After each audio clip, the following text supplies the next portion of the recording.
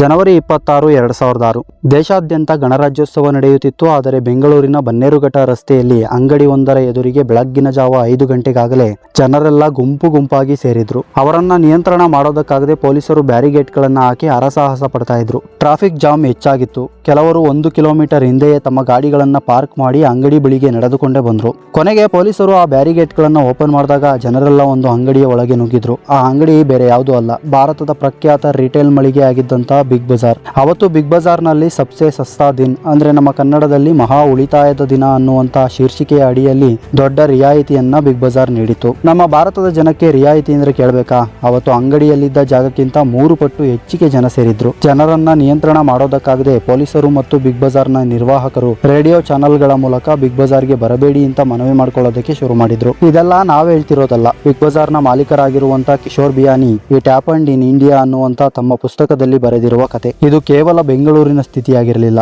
ದೇಶಾದ್ಯಂತ ಎಲ್ಲ ಬಿಗ್ ಬಜಾರ್ ಮಳಿಗೆಗಳಲ್ಲೂ ಕೂಡ ಇದೇ ಪರಿಸ್ಥಿತಿ ಇತ್ತು. ಕಿಶೋರ್ ಬಿಯಾನಿ ಹೇಳೋ ಪ್ರಕಾರ ಅವತ್ತು ತಮ್ಮ ಅಂಗಡಿಗಳ ಗಾಜುಗಳು ಒಡೆದೋಗಬಹುದು ಅನ್ನುವಂತಹ ಭಯ ಅವರಿಗಿತ್ತಂತೆ. ಅವತ್ತು ಒಂದೇ ದಿನಕ್ಕೆ 30 ಕೋಟಿಗಿಂತಲೂ ಅಧಿಕವಾದ ಆದಾಯವನ್ನ ಬಿಗ್ ಬಜಾರ್ ಮಾಡಿತ್ತು. ಹಾಗಿದ್ರೆ ಇಷ್ಟು ಸಕ್ಸಸ್ ಕಂಡಿದ್ದಂತಹ ಬಿಗ್ ಬಜಾರ್ ನಿಜವಾಗಿಯೂ ಸೋತಿದ್ದಲ್ಲಿ, ರಿಟೇಲ್ ಕಿಂಗ್ ಅಂತ ಅನ್ನಿಸಿಕೊಂಡಿರೋ ಕಿಶೋರ್ ಬಿಯಾನಿ ಎಡವಿದ್ದಲ್ಲಿ ಅನ್ನೋದನ್ನ ಈ ವಿಡಿಯೋದಲ್ಲಿ ತಿಳಿದುಕೊಳ್ಳೋಣ. ಅದಕ್ಕಿಂತ ಮುಂಚೆ ಚಾನಲ್ಗೆ ಸಬ್ಸ್ಕ್ರೈಬ್ ಆಗಿಲ್ಲ ಅಂದ್ರೆ ಸಬ್ಸ್ಕ್ರೈಬ್ ಆಗಿ ಬೆಲ್ ಐಕಾನ್ ಕ್ಲಿಕ್ ಮಾಡೋದಕ್ಕೆ ಮರಿಬೇಡಿ. ಭಾರತದ ಚಿಲ್ಲರೆ ವ್ಯಾಪಾರದ ಪಿತಾಮಹ ಅಂದ್ರೆ ರಿಟೇಲ್ ಬಿಸ್ನೆಸ್ನ ಪಿತಾಮಹ ಅಂತ ಕರೆಸಿಕೊಂಡಿರುವಂತಹ ಕಿಶೋರ್ ಬಿಯಾನಿ 1961 ಆಗಸ್ಟ್ 9ರಲ್ಲಿ ಮುಂಬೈನಲ್ಲಿ ಜನಿಸಿದ್ರು. ಮುಂಬೈನ HR ಕಾಲೇಜಿನಲ್ಲಿ BCom ಮುಗಿಸಿದಂತ ಕಿಶೋರ್ ಬಿಯಾನಿ ಮೂಲತಃ ಮಾರ್ವಾಡಿಯಾಗಿದ್ರು. ತನ್ನ ತಂದೆ ಮತ್ತು ತಾತ ನಡೆಸಿಕೊಂಡು ಬಂದಿದ್ದಂತಹ ಬನ್ಸಿ ಸಿಲ್ಕ್ ಮಿಲ್ಸ್ ಅನ್ನುವಂತಹ ಬಟ್ಟೆ ಅಂಗಡಿಯನ್ನ ಮುಂದುವರಿಸೋದಕ್ಕೆ ಆರಂಭಿಸಿದ್ರು. ಆದ್ರೆ ಆ ಸಾಂಪ್ರದಾಯಿಕ ವ್ಯಾಪಾರ ಅವರಿಗೆ ಇಷ್ಟ ಆಗಲಿಲ್ಲ. ಅದರ ಅಲ್ಪ ಸ್ವಲ್ಪ ಆದಾಯಕ್ಕೆ ಖುಷಿ ಪಡುವಂತ ವ್ಯಕ್ತಿಯೂ ಅವರಾಗಿರಲಿಲ್ಲ. ಹೀಗಾಗಿ ದೊಡ್ಡ ಆದಾಯದ ಕನಸನ್ನ ಇಟ್ಟುಕೊಂಡು ತನ್ನದೇ ಆದಂತಹ ವ್ಯಾಪಾರವನ್ನ ಶುರು ಮಾಡೋದಕ್ಕೆ ನಿರ್ಧರಿಸಿದ್ರು. ಅದು 1981. ಆ ಸಂದರ್ಭದಲ್ಲಿ ಸ್ಟೋನ್ ವಾಶ್ ಜೀನ್ಸ್ಗಳಿಗೆ ಹೆಚ್ಚಿನ ಬೇಡಿಕೆ ಇತ್ತು. ಹೀಗಾಗಿ ಸಣ್ಣದಾಗಿ ಸ್ಟೋನ್ ವಾಶ್ ಜೀನ್ಸ್ಗಳನ್ನು ತಯಾರಿಸೋದಕ್ಕೆ ಆರಂಭಿಸಿದ್ರು. ಆ ಸಣ್ಣ ಆರಂಭದಿಂದ 1982ರ ಹೊತ್ತಿಗೆ ಸ್ಟೋನ್ ರೀ ಅನ್ನುವಂತಹ ಸ್ವಂತ ಬಟ್ಟೆ ಅಂಗಡಿಯನ್ನೇ ಸ್ಥಾಪನೆ ಮಾಡ್ತಾರೆ. ಇದು ಕಿಶೋರ್ ಅವರ ಮೊದಲ ಯಶಸ್ಸಿನ ಹೆಜ್ಜೆ. ಹಾಗಂತ ಅವರು ಅಂಗಡಿಯ ಗಲ್ಲಾಪೆಟ್ಟಿಗೆಯಲ್ಲಿ ಕುಳಿತು ಹಣ ಲೆಕ್ಕ ಹಾಕುವಂತ ಕ್ಯಾಟಗರಿಯವರಾಗಿರಲಿಲ್ಲ. ಹೀಗಾಗಿ ಹೊರಗಿನ ಜನರ ಅಭಿರುಚಿಯನ್ನ ತಿಳಿಯೋದಕ್ಕಾಗಿ ಓಡಾಟ ನಡೆಸ್ತಿದ್ರು. ಆ ಕಾಲದಲ್ಲಿ ಬಟ್ಟೆಗಳನ್ನ ಕೇವಲ ಮಿಲ್ಗಳ ಹೆಸರಿನಲ್ಲಿ ತಯಾರಿಸ್ತಿದ್ರು. ಆದರೆ ಜನ ಆಗ ತಾನೇ ಮಾರುಕಟ್ಟೆಗೆ ಬಂದಿದ್ದಂತಹ ಕಡಿಮೆ ಬೆಲೆಗೆ ಸಿಗುತ್ತಿದ್ದ ವಿದೇಶಿ ಬ್ರಾಂಡೆಡ್ ಬಟ್ಟೆಗಳನ್ನು ಖರೀದಿ ಮಾಡೋದಕ್ಕೆ ಇಷ್ಟಪಡ್ತಾರೆ ಅಂತ ಗೊತ್ತಾದ ಮೇಲೆ ಅವರದ್ದೇ ಆದಂತಹ ಬ್ರ್ಯಾಂಡ್ ಅನ್ನ ಹುಟ್ಟು ಹಾಕೋದಕ್ಕಾಗಿ ತನ್ನ ತಂದೆಯ ಬನ್ಸಿ ಸಿಲ್ಕ್ ಮಿಲ್ಸ್ ನಲ್ಲಿ ಪತ್ಲೋನ್ ಅನ್ನುವಂತಹ ಬ್ರ್ಯಾಂಡ್ ನೇಮ್ ನಲ್ಲಿ ಬಟ್ಟೆಗಳನ್ನ ತಯಾರಿಸಿ ಅಂಗಡಿಗಳಿಗೆ ಸೇಲ್ ಮಾಡೋದಕ್ಕೆ ಆರಂಭಿಸಿದ್ರು. ಆದ್ರೆ ಬೇರೆ ಅಂಗಡಿಗಳಿಗೆ ಬಟ್ಟೆಗಳನ್ನ ಕೊಟ್ಟು ದೊಡ್ಡ ಲಾಭವನ್ನು ಗಳಿಸೋದಕ್ಕೆ ಸಾಧ್ಯ ಇಲ್ಲ ಅಂತ ಗೊತ್ತಾದ ಮೇಲೆ 1985ರಲ್ಲಿ ಕಲ್ಕತ್ತಾದಲ್ಲಿ ತಮ್ಮದೇ ಆದಂತಹ ಬಟ್ಟೆ ತಯಾರಿಕಾ ಕಂಪನಿಯನ್ನೇ ಓಪನ್ ಮಾಡಿದ್ರು. ಆ ಕಂಪನಿಯ ಹೆಸರು ಮೆನ್ಸ್ ವೇರ್. ಅವತ್ತಿನ ಕಾಲಕ್ಕೆ 7 ಲಕ್ಷ ರೂಪಾಯಿಗಳ ದೊಡ್ಡ ಮೊತ್ತವನ್ನು ಹಾಕಿ ಆರಂಭಿಸಿದಂತಹ ಈ ಕಂಪನಿಯಲ್ಲೇ ತಮ್ಮ ಬ್ರ್ಯಾಂಡ್ ಪತ್ಲೂನ್ ಅನ್ನ ಫ್ಯಾಂಟಲೋನ್ಸ್ ಅನ್ನುವಂತಹ ಟ್ರೆಂಡಿ ಹೆಸರಿನ ಜೊತೆಗೆ ಬದಲಾಯಿಸ್ತಾರೆ. ಇದು ಅವರಿಗೆ ದೊಡ್ಡ ಯಶಸ್ಸನ್ನು ತಂದು ಕೊಟ್ಟಿದ್ದರಿಂದ 1991ರಲ್ಲಿ ಮೆನ್ಸ್ವೇರ್ ಅನ್ನೋ ಹೆಸರನ್ನ ತೆಗೆದುಹಾಕಿ ಫ್ಯಾಂಟಲೋನ್ ಫ್ಯಾಷನ್ ಇಂಡಿಯಾ ಅನ್ನುವಂತಹ ತಮ್ಮ ಬ್ರಾಂಡೆಡ್ ಕಂಪನಿಯನ್ನ ಸ್ಥಾಪಿಸಿದ್ರು. ಇವರ ಬ್ರ್ಯಾಂಡ್ ನಲ್ಲಿ ಸಿಕ್ತಿದ್ದಂತಹ 3 ಬಟನ್ ಇರುವಂತಹ ಪ್ಯಾಂಟ್ ಇಂಡಿಯಾದಲ್ಲಿ ಹೊಸ ಟ್ರೆಂಡ್ ಅನ್ನ ಸೃಷ್ಟಿ ಮಾಡಿತು. ಯುವಕರು ಹೆಚ್ಚಾಗಿ ಇದೇ ಬ್ರ್ಯಾಂಡ್ ಬಟ್ಟೆಗಳನ್ನ ಖರೀದಿಸೋದಕ್ಕೆ ಆರಂಭಿಸಿದ್ರು. ಹೀಗಾಗಿ 1992ರ ಹೊತ್ತಿಗೆ ಫ್ಯಾಂಟಲೋನ್ ಫ್ಯಾಷನ್ ಇಂಡಿಯಾ ಕಂಪನಿ ಷೇರು ಮಾರುಕಟ್ಟೆಗೂ ಕಾಲಿಟ್ಟಿತ್ತು. ಷೇರು ಮಾರುಕಟ್ಟೆಗಳ IPO ಇಂದ ಬಂದಂತಹ ದೊಡ್ಡ ಬಂಡವಾಳದಿಂದ 1994ರ ಹೊತ್ತಿಗೆ ದೇಶಾದ್ಯಂತ ಪ್ಯಾಂಟಲೋನ್ ತನ್ನ 72 ಬ್ರಾಂಚ್ಗಳನ್ನು ತೆರೆದಿತ್ತು. ಮಧ್ಯಮ ವರ್ಗದ ಯುವಕರು ಬ್ರಾಂಡೆಡ್ ಬಟ್ಟೆಗಳಿಗಾಗಿ ಈ ಬ್ರಾಂಚ್ಗಳನ್ನು ಹುಡುಕಿ ಬರೋದಕ್ಕೆ ಆರಂಭಿಸಿದ್ರು. ಹೀಗಾಗಿ ಪ್ಯಾಂಟುಗಳ ಜೊತೆಗೆ ಶರ್ಟ್, ಟೈ ಸೇರಿ ಗಂಡು ಮಕ್ಕಳಿಗೆ ಬೇಕಾದಂತಹ ಸಂಪೂರ್ಣ ಎಲ್ಲಾ ಬಟ್ಟೆಗಳ ದೊಡ್ಡ ಮಳಿಗೆಯನ್ನೇ ಕಟ್ಟಿಕೊಡುವಂತ ಪ್ರಯತ್ನ ಮಾಡಿದ್ರು. ಕೇವಲ ಮಧ್ಯಮ ವರ್ಗವನ್ನಷ್ಟೇ ಟಾರ್ಗೆಟ್ ಮಾಡಿದ್ರೆ ಸಾಕಾಗೋದಿಲ್ಲ, ಶ್ರೀಮಂತರಿಗೂ ಸೆಟ್ ಆಗುವಂತ ವಾತಾವರಣವನ್ನ ನಿರ್ಮಿಸಬೇಕು ಅನ್ನೋ ಉದ್ದೇಶಕ್ಕಾಗಿ ಕಲ್ಕತ್ತಾದಲ್ಲಿ 10,000 ಸ್ಕ್ವೇರ್ ಫೀಟ್ಗಳ ದೊಡ್ಡ ರಿಟೇಲ್ ಸ್ಟೋರ್ ಅನ್ನ ಸ್ಥಾಪನೆ ಮಾಡಿದ್ರು. ಅಲ್ಲಿ ಲಕ್ಸುರಿ ಫೀಲ್ ಕೊಡುವಂತಹ ಅತ್ಯದ್ಭುತ ಕಲೆಕ್ಷನ್ ಗಳನ್ನ ಇಟ್ಟಿದ್ರು. ನಿಧಾನವಾಗಿ ಪುರುಷರ ಬಟ್ಟೆಗಳ ಜೊತೆಗೆ ಮಕ್ಕಳು ಮತ್ತು ಹೆಣ್ಣು ಮಕ್ಕಳ ಬಟ್ಟೆಗಳನ್ನು ಸಹ ಮಾರುಕಟ್ಟೆಗೆ ತಂದ್ರು. ಹೀಗಾಗಿ ದೇಶಾದ್ಯಂತ ಪ್ಯಾಂಟಲೋನ್ ನಂಬರ್ 1 ಜವಳಿ ಉದ್ಯಮವಾಯಿತು. ಆದ್ರೆ ಕೇವಲ ಜವಳಿ ಉದ್ಯಮದಿಂದ ತನ್ನ ಕನಸು ನನಸಾಗೋದಿಲ್ಲ. ಭಾರತದಲ್ಲಿ ಜನ ತಮ್ಮ ಆದಾಯದ ಕೇವಲ 8% ಹಣವನ್ನ ಮಾತ್ರ ಬಟ್ಟೆಗಳ ಮೇಲೆ ಇನ್ವೆಸ್ಟ್ ಮಾಡ್ತಾರೆ. ಆದ್ರೆ ಕಿಶೋರ್ ಅವರ ಟಾರ್ಗೆಟ್ 50% ಆದಾಯ ತಮ್ಮ ಕಂಪನಿಗೆ ಬರಬೇಕು ಅನ್ನೋದಾಗಿತ್ತು. ಹೀಗಾಗಿ ತಮ್ಮ 25ನೇ ವಯಸ್ಸಿನಲ್ಲಿ ಜನರಿಗೆ ಬೇಕಾದಂತಹ ಎಲ್ಲ ವಸ್ತುಗಳನ್ನ ಒಂದೇ ಅಂಗಡಿಯಲ್ಲಿ ಸಿಗುವ ರೀತಿ ಮಳಿಗೆಯನ್ನ ತೆರೆಯೋದಕ್ಕೆ ನಿರ್ಧಾರ ಮಾಡಿದ್ರು. ಜನರಿಗೆ ಕಡಿಮೆ ಬೆಲೆಯಲ್ಲಿ ವಸ್ತುಗಳನ್ನ ನೀಡಿ ಕಡಿಮೆ ಲಾಭವನ್ನ ಇಟ್ಟುಕೊಂಡು ಹೆಚ್ಚಿನ ಗಳಿಕೆಯನ್ನ ಮಾಡುವಂತ ಪ್ರಯತ್ನವಾಗಿ ಒಂದು ಹೈಪರ್ ಮಾರ್ಕೆಟ್ ನ ಸ್ಥಾಪನೆ ಮಾಡಿದ್ರು. ಆ ಹೈಪರ್ ಮಾರ್ಕೆಟ್ ನ ಹೆಸರು ಬಿಗ್ ಬಜಾರ್. ಸದಾ ಜನರ ನಾಡಿ ಮಿಡಿತವನ್ನು ತಿಳಿದುಕೊಳ್ಳೋದಕ್ಕಾಗಿಯೇ ಓಡಾಡ್ತಿದ್ದಂಥ ಕಿಶೋರ್ ಜನ ಅಂಗಡಿಗಳೆಂದರೆ ಹೆಚ್ಚು ಬೆಲೆ ಅಂತ ನಿರ್ಧರಿಸಿ ರಸ್ತೆ ಬದಿಯ ಸಂತೆಗಳಲ್ಲಿ ಖರೀದಿಗೆ ಮುಂದಾಗುವುದನ್ನು ಗಮನಿಸಿದ್ರು. ಹೀಗಾಗಿಯೇ ಕಿಶೋರ್ ತಮ್ಮ ಅಂಗಡಿಗೆ ಈ ಹೆಸರನ್ನ ಇಟ್ಟಿದ್ರು. ಬಿಗ್ ಬಜಾರ್ ಅಂದ್ರೆ ಕನ್ನಡದಲ್ಲಿ ದೊಡ್ಡ ಸಂತೆ ಅಂತ ಅರ್ಥ. ಅಂದ್ರೆ ನೀವು ಸಣ್ಣ ಪುಟ್ಟ ಅಂಗಡಿಗಳಲ್ಲಿ ಯಾವೆಲ್ಲ ವಸ್ತುಗಳನ್ನ ಖರೀದಿ ಮಾಡ್ತೀರಿ ಅದೇ ವಸ್ತುಗಳನ್ನ ಅದಕ್ಕಿಂತ ಕಡಿಮೆ ಬೆಲೆಯಲ್ಲಿ ಒಂದೇ ಸ್ಥಳದಲ್ಲಿ ಒಂದೇ ಅಂಗಡಿಯಲ್ಲಿ ಖರೀದಿ ಮಾಡುವಂತ ಅವಕಾಶವನ್ನ ಕಲ್ಪಿಸಿದ್ರು. ಅದು ಆವರೆಗೂ ಕೂಡ ಯಾರು ಮಾಡಿರೋದಂತ ದೊಡ್ಡ ಆಲೋಚನೆಯಾಗಿತ್ತು. ಹೀಗಾಗಿ ಕಿಶೋರ್ ಅವರ ಬಿಸ್ನೆಸ್ ಮೈಂಡ್ ಯಾವ ಮಟ್ಟಕ್ಕಿದೆ ಅನ್ನೋದಕ್ಕೆ ಇದು ಸಾಕ್ಷಿಯಾಗಿತ್ತು. ಇನ್ನು ಬಜಾರ್ನ ಒಳಗೂ ಕೂಡ ಜನಕ್ಕೆ ಕಾಸ್ಟ್ಲಿ ದುನಿಯಾ ಅಂತ ಫೀಲ್ ಆಗಬಾರ್ದು. ಹಾಗಾಗಿ ಅಲ್ಲಿನ ಸೇಲ್ಸ್ ಮ್ಯಾನ್ಗಳು ನಾರ್ಮಲ್ ಅಂಗಡಿಗಳ ಸೇಲ್ಸ್ ಮ್ಯಾನ್ ತರನೇ ಇರ್ತಿದ್ರು. ಸ್ಥಳೀಯ ಭಾಷೆಗಳಲ್ಲಿ ವ್ಯವಹರಿಸ್ತಿದ್ರು. ಅಲ್ಲಿ ಯಾವುದೇ ವಸ್ತುಗಳನ್ನ ನೀಟಾಗಿ ಜೋಡಿಸಿಡುವಂತ ಪದ್ಧತಿ ಇರಲಿಲ್ಲ. ಎಲ್ಲವನ್ನ ರಾಶಿಗಳಲ್ಲಿ ಗುಡ್ಡೆ ಹಾಕಲಾಗಿತ್ತು.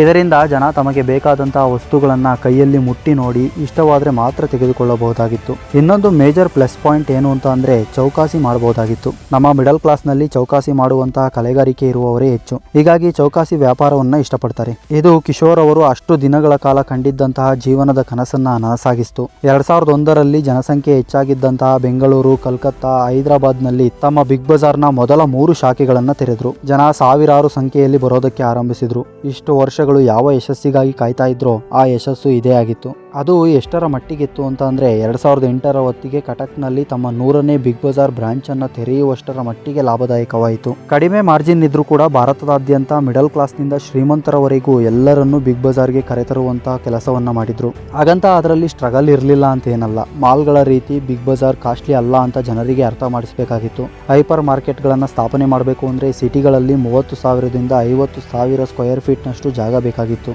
ಇದಲ್ಲದೆ ಭಾರತದಲ್ಲಿ ಇದ್ದಂತಹ ಸಣ್ಣ ಪುಟ್ಟ ಕಿರಾಣಿ ಅಂಗಡಿಗಳು ತಮ್ಮ ವ್ಯಾಪಾರವನ್ನು ಕಸಿದುಕೊಳ್ತಾನೆ ಅನ್ನೋ ಭಯದಿಂದ ಬಿಗ್ ಬಜಾರ್ನ ಬಗ್ಗೆ ಅಪಪ್ರಚಾರವನ್ನು ಮಾಡೋದಕ್ಕೆ ಶುರು ಮಾಡಿದ್ರು. ದೊಡ್ಡ ಬಂಡವಾಳಕ್ಕಾಗಿ ಸಾಲ ಬೇಕಾಗಿತ್ತು. ಇದಷ್ಟೇ ಅಲ್ಲದೆ ರೈತರಿಂದ ನೇರವಾಗಿ ವಸ್ತುಗಳನ್ನು ಖರೀದಿ ಮಾಡಬೇಕು ಅಂದ್ರೆ ಅಲ್ಲಿಗೆ ಸಾರಿಗೆ ಮತ್ತು ರಸ್ತೆಗಳ ವ್ಯವಸ್ಥೆ ಇರಲಿಲ್ಲ. ಇವೆಲ್ಲವನ್ನ ಬಗೆಹರಿಸಿ ಬಿಗ್ ಬಜಾರ್ ಇದಕ್ಕಿಂತ ಕಡಿಮೆ ಮತ್ತು ಉತ್ತಮವಾದದ್ದು ಬೇರೆಲ್ಲೂ ಇಲ್ಲ ಅನ್ನುವಂತ ಶೀರ್ಷಿಕೆಯನ್ನ ಇಟ್ಟು ಜನರನ್ನ ಆಹ್ವಾನಿಸಿದ್ರು. ಸಾಮಾನ್ಯವಾಗಿ ವಿದೇಶಿ ಮಾಲ್ಗಳು 5ರಿಂದ 6 ಅಂತಸ್ತು ಇರುತ್ತೆ. ಜನ 2ರಿಂದ 3 ಅಂಗಡಿಗಳನ್ನ ನೋಡುವಷ್ಟರಲ್ಲಿ ಸುಸ್ತಾಗಿರ್ತಾರೆ. ಹೀಗಾಗಿ ಮರಳಿ ಹೋಗ್ಬಿಡ್ತಾರೆ. ಆದ್ರೆ ಬಿಗ್ ಬಜಾರ್ ನಲ್ಲಿ ಈ ರೀತಿ ಆಗಬಾರ್ದು ಅಂತ ಕೇವಲ ನೆಲಮಹಡಿಯಲ್ಲೇ ಎಲ್ಲಾ ವಸ್ತುಗಳು ಸಿಗುವ ಹಾಗೆ ಮಾಡಿದ್ರು. ಹಾಗಂತ ಶ್ರೀಮಂತ ವರ್ಗಗಳನ್ನ ಕಳೆದುಕೊಳ್ಳೋದಕ್ಕೂ ಕೂಡ ಇಷ್ಟಪಡಲಿಲ್ಲ. ಅವರಿಗಾಗಿಯೇ 2004ರಲ್ಲಿ ತಮ್ಮದೇ ಆದಂತಹ ಹೊಸ ಮಾಲ್ ಒಂದನ್ನ ಆರಂಭ ಮಾಡಿದ್ರು. ಅದೇ ಸೆಂಟ್ರಲ್ ಮಾಲ್. ಅದರ ಮೊದಲ ಶಾಖೆಯನ್ನ ನಮ್ಮ ಬೆಂಗಳೂರಿನ MG ರಸ್ತೆಯಲ್ಲಿ 1,20,000 ಸ್ಕ್ವೇರ್ ಫೀಟ್ ಜಾಗದಲ್ಲಿ ಆರಂಭಿಸಿದ್ರು. ಅದರಲ್ಲಿ ದೊಡ್ಡ ದೊಡ್ಡ ಅಂತಾರಾಷ್ಟ್ರೀಯ ಬ್ರ್ಯಾಂಡ್ಗಳ ವಸ್ತುಗಳು ಸಿಗುತ್ತಿದ್ವು. 300ಕ್ಕೂ ಹೆಚ್ಚಿನ ಬ್ರ್ಯಾಂಡುಗಳ ಬಟ್ಟೆಗಳು, ಪಾದರಕ್ಷೆಗಳು, ಪೀಠೋಪಕರಣಗಳು, ಪುಸ್ತಕಗಳು, ಅದರ ಜೊತೆಗೆ ಸಿನಿಮಾ, ಸಂಗೀತ, coffee shop, food court, restaurant, pub ಎಲ್ಲವೂ ಸೆಂಟ್ರಲ್ ಮಾಲ್ ನಲ್ಲಿ ಇತ್ತು. ಹೀಗಾಗಿ ಬರುತ್ತಾ ಬೆಂಗಳೂರಿನ ಮುಖ್ಯ ಆಕರ್ಷಣೆಗಳಲ್ಲಿ ಸೆಂಟ್ರಲ್ ಮಾಲ್ ಕೂಡ ಒಂದಾಗಿ ಬದಲಾಯಿತು. ಈ ಯಶಸ್ಸನ್ನ ಬಳಸಿದಂತ ಕಿಶೋರ್ ಬಿಯಾನಿ ಪುಣೆ, ಹೈದರಾಬಾದ್, ಕೋಲ್ಕತ್ತಾ ಮುಂತಾದ ದೊಡ್ಡ ಸಿಟಿಗಳಲ್ಲಿ ಸೆಂಟ್ರಲ್ ಮಾಲ್ಗಳ ಶಾಖೆಗಳನ್ನ ತೆರೆದ್ರು. ಪ್ಯಾಂಟಲೂನ್, ಸೆಂಟ್ರಲ್ ಮಾಲ್, ಬಿಗ್ ಬಜಾರ್, ಫುಡ್ ಬಜಾರ್, ಫುಡ್ ರೈಟ್ ಹೀಗೆ ಅನೇಕ ಕಂಪನಿಗಳನ್ನ ಬೇರೆ ಬೇರೆ ಹೆಸರಿನಲ್ಲಿ ನಿರ್ವಹಿಸೋದು ಕಷ್ಟ ಅಂತ 2006ರಲ್ಲಿ ಒಂದು ಸಂಘಟಿತ ಕಂಪನಿಯನ್ನ ಆರಂಭಿಸಿದ್ರು. ಆ ಕಂಪನಿಯ ಹೆಸರು ಫ್ಯೂಚರ್ ಗ್ರೂಪ್ಸ್. ಇದರಿಂದಾಗಿ ಭಾರತದ ಪ್ರತಿಷ್ಠಿತ ಕಾರ್ಪೊರೇಟ್ ಕಂಪನಿಗಳ ಹೆಸರುಗಳಲ್ಲಿ ಫ್ಯೂಚರ್ ಗ್ರೂಪ್ಸ್ ಕೂಡ ಮುಂಚೂಣಿಗೆ ಬಂತು. ಅಲ್ಲಿಯವರೆಗೆ ಎಲ್ಲವೂ ಕೂಡ ಚೆನ್ನಾಗೇ ಇತ್ತು. ಆದರೆ ಕಿಶೋರ್ ಅವರು ತಮ್ಮ ಒಂದು ತಪ್ಪಿನಿಂದ ಫ್ಯೂಚರ್ ಗ್ರೂಪ್ ಪತನ ಆಗುತ್ತೆ ಅನ್ನೋ ಕಲ್ಪನೆಯನ್ನ ಸಹ ಮಾಡಿರಲಿಲ್ಲ. ಕಿಶೋರ್ ಅವರಿಗೆ ದಿನದಿಂದ ದಿನಕ್ಕೆ ಆಸೆ ಹೆಚ್ಚುತ್ತಲೇ ಹೋಯಿತು. ಹೀಗಾಗಿ ಅನೇಕ ಬ್ರ್ಯಾಂಡ್ಗಳನ್ನ ಖರೀದಿ ಮಾಡೋದಕ್ಕೆ, ಸ್ಥಾಪಿಸೋದಕ್ಕೆ ಶುರು ಮಾಡಿದ್ರು. ಎಲ್ಲಾ ವ್ಯವಹಾರಗಳನ್ನು ಶುರು ಮಾಡುವ ಅಭಿಲಾಷೆಯನ್ನ ಇಟ್ಟುಕೊಂಡಿದ್ರು. 2005ರಲ್ಲಿ 3 ಜವಳಿ ಬ್ರ್ಯಾಂಡ್ಗಳನ್ನ ಒಂದರ ಹಿಂದೆ ಒಂದರಂತೆ ಖರೀದಿ ಮಾಡಿದ್ರು. ಆಲ್ ಅನ್ನುವಂತಹ ಜವಳಿ ಮಳಿಗೆಯನ್ನ ಸ್ಥಾಪನೆ ಮಾಡಿದ್ರು. ಬಿಗ್ ಬಜಾರ್ ಮಾದರಿಯಲ್ಲೇ ಗೋಲ್ಡ್ ಬಜಾರ್ನ ಆರಂಭ, ಗೃಹೋಪಯೋಗಿ ವಸ್ತುಗಳಿಗಾಗಿ ಹೋಮ್ ಟೌನ್ ಎಲ್ಲವನ್ನು 2005ರಲ್ಲೇ ಆರಂಭಿಸಿದ್ರು. 2006ರಲ್ಲಿ ಪುಸ್ತಕಗಳ ಖರೀದಿಗಾಗಿ ಡಿಮೋಟ್ ಅನ್ನುವಂತಹ ಪುಸ್ತಕ ಮಳಿಗೆ, ಚಹಾ ಮತ್ತು ಸಮೋಸ ಮಾರಾಟಕ್ಕಾಗಿ ಚಮೋಸಾ ಅನ್ನುವಂತಹ ಮಳಿಗೆ, 2007ರಲ್ಲಿ ರಿಯಲ್ ಎಸ್ಟೇಟ್, ಇನ್ಶೂರೆನ್ಸ್ ಕಂಪನಿ, ಒಟ್ನಲ್ಲಿ A to Z ಎಲ್ಲ ಬಿಸ್ನೆಸ್ ಗಳನ್ನ ಆರಂಭಿಸಿದ್ರು. ಇದೆಲ್ಲದಕ್ಕಾಗಿ ಬೇಕಾದಂತಹ ದೊಡ್ಡ ಬಂಡವಾಳವನ್ನು ಸಂಗ್ರಹಿಸೋದಕ್ಕೆ, ಸಾಲ ಮಾಡೋದಕ್ಕೆ ಆರಂಭಿಸಿದ್ರು. ಫ್ಯೂಚರ್ ಗ್ರೂಪ್ಸ್ ಅದಾಗಲೇ ಒಂದು ಜನಪರಿಚಿತ ಬ್ರ್ಯಾಂಡ್ ಆಗಿದ್ದರಿಂದ ಸಾಲ ಕೊಡುವವರ ಸಂಖ್ಯೆಯೂ ಕೂಡ ಹೆಚ್ಚಾಯಿತು. ಕೋಟಿಗಳನ್ನ ದಾಟಿ ಕಿಶೋರ್ ಸಾಲ ಮಾಡಿದ್ರು. 2008ರಲ್ಲಿ ಆರ್ಥಿಕ ನಷ್ಟ ಆರಂಭವಾಯಿತು. ನಷ್ಟವನ್ನ ತುಂಬುವುದಕ್ಕಾಗಿ ಮತ್ತೆ ಸಾಲ ಮಾಡೋದಕ್ಕೆ ಶುರು ಮಾಡಿದ್ರು. ಈ ಸಾಲ 2012ರ ಹೊತ್ತಿಗೆ 7,800 ಕೋಟಿಗಳನ್ನ ದಾಟಿತ್ತು. ಆದರೆ ಬರುವ ಆದಾಯದಲ್ಲಿ ಈ ಸಾಲದ ಬಡ್ಡಿಯನ್ನ ಸಹ ಕಟ್ಟೋದಕ್ಕೆ ಸಾಧ್ಯ ಆಗ್ತಿರ್ಲಿಲ್ಲ. ಹೀಗಾಗಿ 2012ರ ಮೇನಲ್ಲಿ ಆದಿತ್ಯ ಬಿರ್ಲಾ ಗ್ರೂಪ್ಸ್ಗೆ ಪ್ಯಾಂಟಲೂನ್ ಫ್ಯಾಷನ್ ಇಂಡಿಯಾ ಕಂಪನಿಯನ್ನ 1,600 ಕೋಟಿಗೆ, ಜೂನ್ನಲ್ಲಿ US ಕಂಪನಿಯೊಂದಕ್ಕೆ ತಮ್ಮ ಫ್ಯೂಚರ್ ಕ್ಯಾಪಿಟಲ್ ಹೋಲ್ಡಿಂಗ್ಸ್ ನಲ್ಲಿದ್ದಂತ 53% ಷೇರುಗಳನ್ನ 800 ಕೋಟಿಗೆ ಮಾರಾಟ ಮಾಡಿದ್ರು. ಜೊತೆಗೆ ಬಂದ ಅಲ್ಪ ಸ್ವಲ್ಪ ಲಾಭದಲ್ಲಿ ಸಾಲವನ್ನ ತೀರಿಸಿದ್ರು. ಆದರೆ ಕೆಲವು ವರ್ಷಗಳ ನಂತರ ಅವರ ಯಾವ ಒಂದು ಬಿಸ್ನೆಸ್ ಕೂಡ ಲಾಭವನ್ನ ತಂದುಕೊಡ್ಲಿಲ್ಲ. ಆಗ ಅತಿ ಆಸೆಗೆ ಬಿದ್ದು ಎಲ್ಲವನ್ನ ಕಳೆದುಕೊಂಡೆ ಅನ್ನೋದು ಅವರಿಗೆ ಅರ್ಥ ಆಗೋದಕ್ಕೆ ಶುರುವಾಯಿತು. ಇದೇ ಸಂದರ್ಭದಲ್ಲಿ ಆರ್ಥಿಕ ಸಂಕಷ್ಟದ ನಡುವೆ 2 ಹೊಸ ಕಂಪನಿಗಳು ಕಾಂಪಿಟೇಷನ್ ನೀಡೋದಕ್ಕೆ ಆರಂಭಿಸಿದವು. 2012-13ರಲ್ಲಿ ಭಾರತದಲ್ಲಿ ಫ್ಲಿಪ್ಕಾರ್ಟ್ ಮತ್ತು ಅಮೆಜಾನ್ ಸದ್ದು ಮಾಡಿತ್ತು. ಇದು ಕೂಡ ಬಿಗ್ ಬಜಾರ್ನ ರೀತಿಯಲ್ಲೇ ವರ್ಕ್ ಆಗ್ತಿತ್ತು.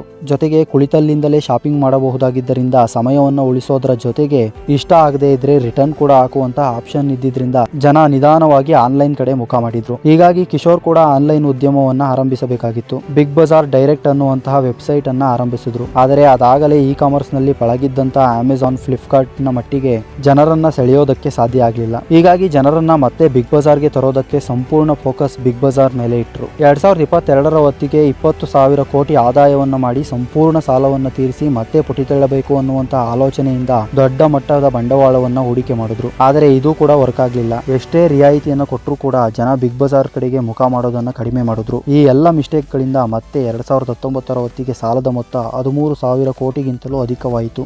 ಕಿಶೋರ್ ಇದರಿಂದ ಹೊರಬರೋದಕ್ಕಾಗಿ ಬೇರೆ ಪ್ಲಾನ್ ಮಾಡ್ತಿದ್ರೇನೋ, ಆದರೆ ಆ ಸಂದರ್ಭದಲ್ಲಿ ಬಂದಂತಹ ಕೋವಿಡ್ ಎಲ್ಲ ಅಂಗಡಿಗಳನ್ನ ಬಂದ್ ಮಾಡಿಸಿತು. ಬಿಗ್ ಬಜಾರ್, ಸೆಂಟ್ರಲ್ ಮಾಲ್ ನಂತಹ ದೊಡ್ಡ ದೊಡ್ಡ ಅಂಗಡಿಗಳು ರಾತ್ರೋರಾತ್ರಿ ಮುಚ್ಚಲ್ಪಟ್ಟವು. ಸಾಲ ಹೆಚ್ಚಾಗಿದ್ದುದರಿಂದ ಆದಾಯವಿಲ್ಲದೆ ಬಾಡಿಗೆ ಕಟ್ಟುವುದಕ್ಕೂ, ಬಾಕಿ ಸಂಬಳ ತೀರಿಸೋದಕ್ಕೂ, ಲೋನ್ಗಳ ಬಡ್ಡಿ ಕಟ್ಟುವುದಕ್ಕೂ ಹಣವಿಲ್ಲದೆ ಆಗಸ್ಟ್ 2020ರಲ್ಲಿ 24,713 ಕೋಟಿಗೆ ಫ್ಯೂಚರ್ ಗ್ರೂಪ್ಸ್ ಒಡೆತನದಲ್ಲಿದ್ದಂತಹ ಕಂಪನಿಗಳನ್ನ ರಿಲಯನ್ಸ್ ಕಂಪನಿಗೆ ಮಾರಾಟ ಮಾಡಲಾಯಿತು. ಪ್ರಸ್ತುತ ರಿಲಯನ್ಸ್ ಬಿಗ್ ಬಜಾರ್ನ ಹೆಸರನ್ನ ಸ್ಮಾರ್ಟ್ ಬಜಾರ್ ಅಂತ ಬದಲಾಯಿಸಿ ದೇಶಾದ್ಯಂತ 800ಕ್ಕೂ ಅಧಿಕ ಶಾಖೆಗಳನ್ನು ನಡೆಸುತ್ತಿದೆ. ಸ್ನೇಹಿತರೆ, Kishore Vianney Chanakya business man ಅನ್ನೋದ್ರಲ್ಲಿ ಅನುಮಾನನೇ ಇಲ್ಲ. ಅವರ ಪ್ಯಾಂಟಲೋನ್, ಬಿಗ್ ಬಜಾರ್, ಸೆಂಟ್ರಲ್ ಮಾಲ್ ಇವೆಲ್ಲ ವಾಣಿಜ್ಯ ಕ್ಷೇತ್ರಕ್ಕೆ ದೊಡ್ಡ ಬೆಳವಣಿಗೆಗಳು. ಆದರೆ ಎಲ್ಲವನ್ನೂ ಆರಂಭಿಸುತ್ತೇನೆ ಎನ್ನುವಂತಹ ಅವರ ಆಸೆ ಅವರ ಯಶಸ್ಸನ್ನ ಕಿತ್ತುಕೊಂಡಿದ್ದು ಕೂಡ ಸುಳ್ಳಲ್ಲ. ಹಾಗಂತ ಆಧುನಿಕ ಚಿಲ್ಲರೆ ವ್ಯಾಪಾರದ ಪಿತಾಮಹ ಕಿಶೋರ್ ಬಿಯಾನಿ ಸೋಲನ್ನ ಒಪ್ಪಿಕೊಂಡಿಲ್ಲ. ಅವರು ತಮ್ಮ ಪುತ್ರಿಯರಾದಂತಹ ಆಶ್ನಿ ಮತ್ತು ಅವನಿ ಬಿಯಾನಿ ಅವರ ಜೊತೆಗೆ ಸೇರಿ ಥಿಂಕ್9 ಕನ್ಸ್ಯೂಮರ್ ಎನ್ನುವಂತಹ ಸ್ಮಾರ್ಟ್ ಆ್ಯಪ್ ಸ್ಟುಡಿಯೋ ಮೂಲಕ ಹೊಸ ಪೀಳಿಗೆಯ ಗ್ರಾಹಕ ಬ್ರ್ಯಾಂಡುಗಳನ್ನು ಅಭಿವೃದ್ಧಿಪಡಿಸುತ್ತಿದ್ದಾರೆ. ಜೊತೆಗೆ ಜರೋದಾ ಕಂಪನಿಯ ಸಹಸ್ಥಾಪಕರಾದಂತಹ ನಿಖಿಲ್ ಕಾಮತ್ ಅವರ ಜೊತೆ ಸೇರಿ ದಿ ಫೌಂಡ್ರಿ ಅನ್ನುವಂತಹ ವೇದಿಕೆಯ ಮೂಲಕ ಹೊಸ ಉದ್ಯಮಿಗಳಿಗೆ ಮಾರ್ಗದರ್ಶನ ನೀಡುತ್ತಿದ್ದಾರೆ. ಅವರ ಈ ನಿರಂತರ ಪ್ರಯತ್ನಕ್ಕೆ ನಿಮ್ಮ ಮೆಚ್ಚುಗೆಯನ್ನ ಕಮೆಂಟ್ ನಲ್ಲಿ ತಿಳಿಸಿ. ಹಾಗೆ ನಮ್ಮ ಚಾನಲ್ಗೆ ಸಬ್ಸ್ಕ್ರೈಬ್ ಆಗೋದನ್ನ ಮರಿಬೇಡಿ. ವಿಡಿಯೋಗೆ ಲೈಕ್ ನೀಡಿ, ನಿಮ್ಮ ಸ್ನೇಹಿತರಿಗೂ ಶೇರ್ ಮಾಡಿ. ಮುಂದಿನ ವಿಡಿಯೋದಲ್ಲಿ ಭೇಟಿಯಾಗೋಣ.